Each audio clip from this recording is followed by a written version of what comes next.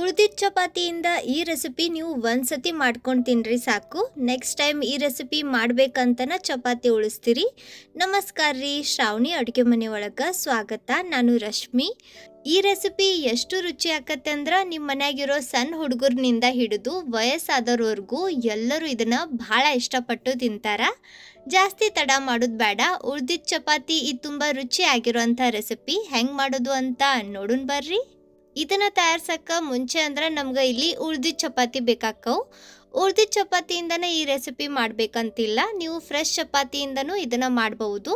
ನನ್ನ ಕಡೆ ಇಲ್ಲಿ 4 ಚಪಾತಿ ಅದಾವು. ಇದ್ರಾಗಿಂದ 2 ಚಪಾತಿಯಿಂದ ನಾವು ಈ ರೆಸಿಪಿ ಮಾಡಾಕತ್ತೀವಿ. ಬೌಲ್ನಾಗ 1 ಕಪ್ನಷ್ಟು ಕಡ್ಲಿ ಹಿಟ್ಟು ತಗೋರಿ. ಇದಕ್ಕೆ ಹಸಿಬೇಳೆ ಹಿಟ್ಟನು ಅಂತಾರ, ನಾವು ಬಜ್ಜಿ ಅದು ಮಾಡ್ತೇವೆ ನೋಡ್ರಿ ಅದು. ಇದ್ರಾಗ ಅರ್ಧ ಚಮಚ ಅರಿಶಿನ, ರುಚಿಗೆ ತಕ್ಕಷ್ಟು ಅಂದ್ರೆ 1/4 ಚಮಚ ಅಷ್ಟು ಉಪ್ಪು ಹಾಕಿ ಇವನ್ನೆಲ್ಲ ಡ್ರೈ ಮಿಕ್ಸ್ ಮಾಡ್ಕೊಂಡು ತಗೋರಿ. ಕಡ್ಲಿ ಹಿಟ್ಟು ಸಾನಿಸ್ಕೊಂಡ ತಗೋರಿ. ನೋಡ್ರಿ ಹಿಂಗೆ ಚಂದಾಗ ಕಲಿಸ್ಕೊಂಡ್ ಮ್ಯಾಗ ಈಗ ಇದ್ರಾಗ ಸ್ವಲ್ಪ ನೀರು ಹಾಕ್ತಾ ಇದನ್ನ ಬ್ಯಾಟರ್ ಥರ ರೆಡಿ ಮಾಡ್ಕೋಬೇಕು. ಇಲ್ಲಿ ಗಮನ ಇರಲಿ, ಒಂದೇ ಸತಿ ಬಹಳಷ್ಟು ನೀರು ಹಾಕಬೇಡ್ರಿ, ಇಲ್ಲಾಂದ್ರೆ ಕಡ್ಲಿ ಹಿಟ್ಟು ಗಂಟಾಗ್ಬಿಡ್ತೈತಿ. ನೋಡಿಕೊಂಡು ಸ್ವಲ್ಪ ನೀರು ಹಾಕ್ತಾ ಇದನ್ನ ಹಿಂಗೆ ಕಲಿಸ್ಕೊಂಡು ತಗೋಬೇಕು, ಅಂದ್ರೆ ಇದ್ರಾಗ ಗಂಟಾಗಂಗಿಲ್ಲ. ಬ್ಯಾಟರ್ ನೋಡ್ರಿ ಈ ಥರ ಫ್ಲೋಯಿ ಕನ್ಸಿಸ್ಟೆನ್ಸಿ ಒಳಗೆ ಇರಬೇಕು. ನಾವು ದೋಸೆ ಹಿಟ್ಟು ಅದು ಕಲಿಸ್ತೇವೆ ನೋಡ್ರಿ ಆ ರೀತಿ. ಅಕಸ್ಮಾತ್ ಇದ್ರಾಗ ಕಡ್ಲಿ ಹಿಟ್ಟಿನ ಗಂಟು ಉಳ್ದವ ಅಂತ ಅನ್ಸಿದ್ರ ಏನು ಮಾಡ್ರಿ, ಇದನ್ನ 1 ರೌಂಡ್ ಗ್ರೈಂಡ್ ಮಾಡ್ಕೊಂಡು ತಗೋರಿ. ಅಂದ್ರೆ ಕಡ್ಲಿ ಹಿಟ್ಟಿನ ಗಂಟೆಲ್ಲ ಒಡೆದು ಈ ಥರ ಸ್ಮೂತ್ ಬ್ಯಾಟರ್ ರೆಡಿ ಆಕತಿ. ಅಥವಾ ನೀವು ಇದನ್ನ ಸೋಸಿನೂ ತಗೋಬಹುದು. ಈಗ ನಾನಿಲ್ಲಿ ಕುದಿಸಿದ 2 ಬಟಾಟಿ ತೊಗೊಳಕತ್ತೀನಿ. ನಾವು ತೊಗೊಂಡಿದ್ದು 2 ಚಪಾತಿಗೆ ಈ ಪ್ರಮಾಣ ಕರೆಕ್ಟ್ ಆಕತಿ. ನೀವು ಜಾಸ್ತಿ ಚಪಾತಿ ತೊಗೊಂಡ್ರೆ ಬಟಾಟಿನೂ ಜಾಸ್ತಿ ತಗೋರಿ. ಇವನ್ನ ಹೆರ್ಜಬೇಕು, ಅಥವಾ ನೀವು ಬೇಕಂದ್ರೆ ಇವನ್ನ ಸಣ್ಣಕ್ಕೆ ಮ್ಯಾಶ್ ಮಾಡಿನೂ ತೊಗೋಬಹುದು. ಆದ್ರೆ ಈ ರೀತಿ ಹೆರ್ಜಿದ್ರೆ ಏನಾಕತಿ, ಇದ್ರಾಗ ದೊಡ್ಡ ದೊಡ್ಡ ತುಂಡು ಉಳಿಯಂಗಿಲ್ಲ. ಅದಕ್ಕೆ ಆದಷ್ಟು ಹಿಂಗೆ ಇದನ್ನ ಹೆರ್ಜಿನ ತಗೋರಿ. ಎಲ್ಲ ಬಟಾಟಿ ಹೆರ್ಜಿದ ಮ್ಯಾಗ ಈಗ ಇದ್ರಾಗ 1.5 ಚಮಚ ಅಷ್ಟು ಜಜ್ಜಿದ ಜೀರಿಗೆ ಹಾಕ್ರಿ. ಇವನ್ನ ಪುಡಿ ಮಾಡಬಾರ್ದು, ಒಂದು ಸ್ವಲ್ಪ ಔಡ ಬೌಡ ಅಂತಾರೆ ನೋಡ್ರಿ, ತರ್ತರಿಯಾಗಿ ಹಂಗೆ ಜಜ್ರಿ. 1 ಚಮಚ ಅಷ್ಟು ಹಸಿ ಮೆಣಸಿನ್ಕಾಯಿ ಪೇಸ್ಟ್ ಹಾಕ್ರಿ. ಇದ್ರಾಗ ನಾನು ಹಸಿ ಮೆಣಸಿನ್ಕಾಯಿ, ಶುಂಠಿ, ಬೆಳ್ಳುಳ್ಳಿ ಮತ್ತು ಉಪ್ಪು ಹಾಕಿ ಜಜ್ಜಿಟ್ಟಿರ್ತೀನಿ. ರುಚಿಗೆ ತಕ್ಕಷ್ಟು ಉಪ್ಪು ಹಾಕಿ ಸ್ವಲ್ಪ ಕೊತ್ತಂಬರಿ ಮತ್ತು ಅರ್ಧ ಚಮಚ ಅಷ್ಟು ರೆಡ್ ಚಿಲ್ಲಿ ಫ್ಲೇಕ್ಸ್ ಹಾಕಿ ಇವನ್ನೆಲ್ಲ ಕಲಿಸ್ಕೊಂಡು ತಗೊಳ್ಳೋಣ. ರೆಡ್ ಚಿಲ್ಲಿ ಫ್ಲೇಕ್ಸ್ ಇಲ್ಲ ಅಂದ್ರೆ ಪರವಾಗಿಲ್ಲ, ನೀವು ಇದನ್ನ ಸ್ಕಿಪ್ ಮಾಡಬಹುದು. ಟೇಸ್ಟ್ನಾಗ ಅಷ್ಟೊಂದೇನು ಡಿಫ್ರೆನ್ಸ್ ಆಗಂಗಿಲ್ಲ. ಈಗ ನೋಡ್ರಿ ನಾನು ಇದ್ರಾಗ ಬರೀ ಬಟಾಟಿ ಅಷ್ಟೇ ಹಾಕೇನಿ. ನೀವು ಬೇಕಂದ್ರೆ ಇದನ್ನ ಇನ್ನಷ್ಟು ಹೆಲ್ದಿ ಮಾಡಾಕ ಇದ್ರಾಗ ಹೆರ್ಜಿದ ಗಜ್ರಿ ಹಾಕ್ಬಹುದು ಅಥವಾ ಬೀಟ್ರೂಟ್ನು ಸೇರಿಸ್ಬಹುದು. ನಾವು ಹಾಕಿದ ಎಲ್ಲ ಇಂಗ್ರೀಡಿಯೆಂಟ್ಸ್ ಬಟಾಟಿ ಒಳಗೆ ಚಂದಾಗ ಮಿಕ್ಸ್ ಆಗಬೇಕು. ಆ ರೀತಿ ಇದನ್ನು ಕಲಿಸ್ಕೊಂಡ್ ಮ್ಯಾಗ ಈಗ ನಾವು 2 ಚಪಾತಿ ತೊಗೊಂಡಿದ್ವಿ ನೋಡ್ರಿ, ಅದ್ರಾಗಿನ 1 ಚಪಾತಿ ಮ್ಯಾಗ ಇದ್ರಾಗಿನ ಅರ್ಧ ಮಿಕ್ಸ್ಚರ್ ಏನೈತೆ ನೋಡ್ರಿ ಹಿಂಗೆ ದಪ್ಪ ಲೇಯರ್ ಮಾಡಿ ಸೌರಿ ತಗೋರಿ. ಇದನ್ನ ಪೂರ್ತಿ ಚಪಾತಿ ತುದಿ ತನಕ ಸೌರ್ಬೇಡ್ರಿ. ನೀವು ಇಲ್ಲಿ ನೋಡಕತ್ತಿರ್ಬೋದು ನೋಡ್ರಿ, ಈ ರೀತಿ ಎಡ್ಜಸ್ಟ್ನ ಒಂದು ಸ್ವಲ್ಪ ಬಿಟ್ಟನ ಇದನ್ನ ಸ್ಪ್ರೆಡ್ ಮಾಡ್ರಿ. ಸೊ ಇಲ್ಲಿ ನಾನು ಈ 1 ಚಪಾತಿ ಮ್ಯಾಗ ಅರ್ಧ ಮಿಕ್ಸ್ಚರ್ ಹಿಂಗೆ ಲೇಯರ್ ಮಾಡ್ಕೊಂಡು ತೊಗೊಂಡಿನಿ.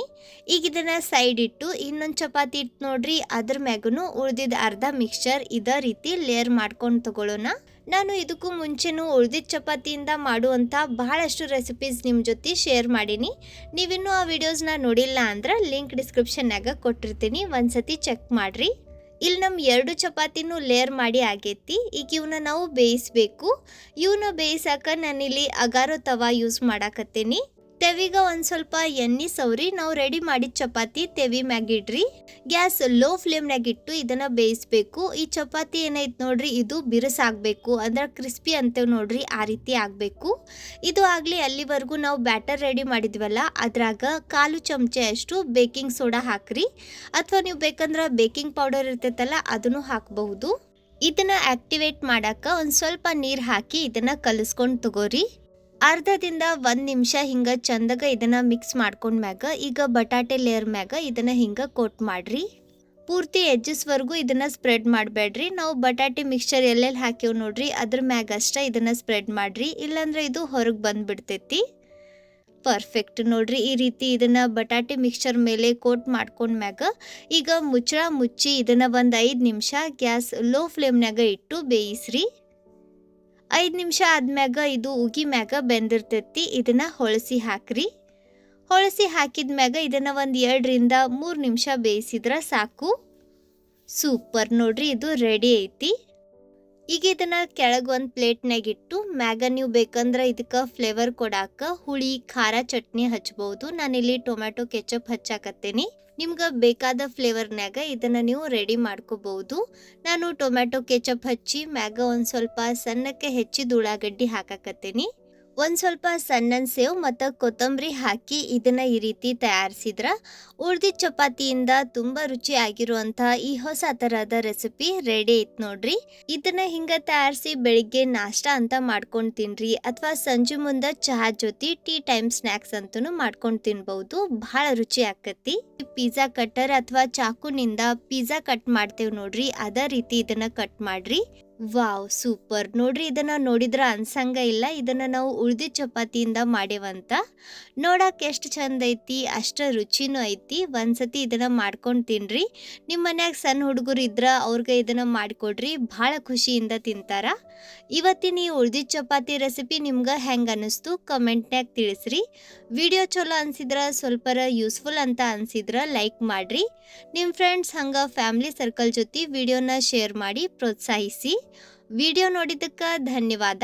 ಭೇಟಿ ಆಗೋಣಂತ ಇದೇ ಥರದ ಮತ್ತೊಂದು ಹೊಸ ಯೂಸ್ಫುಲ್ ಇನೋವೇಟಿವ್ ರೆಸಿಪಿ ಜೊತೆಗೆ.